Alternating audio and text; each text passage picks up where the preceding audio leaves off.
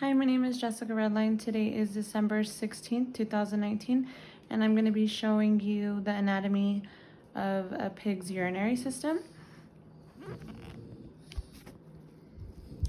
So starting off with the kidneys, you can see this is the right kidney.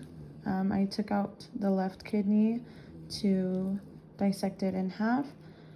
Right here is it's detached, but it is the renal vein, and down here, which was connected to the kidney, is the renal artery. And then, as you can see right here, where I have this probe, those are the ureters. And in between the ureters, you can see the bladder.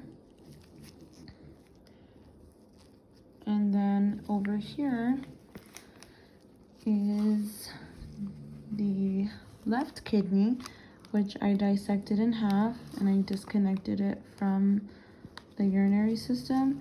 You can see the part of the artery down here, and the vein is a little piece up here. There is also the renal cortex, which is this lighter tan shade over here.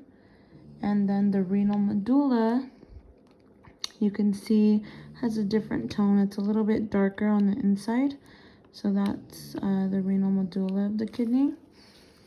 And then going back in to the pig, I didn't notice any fat around the kidneys really.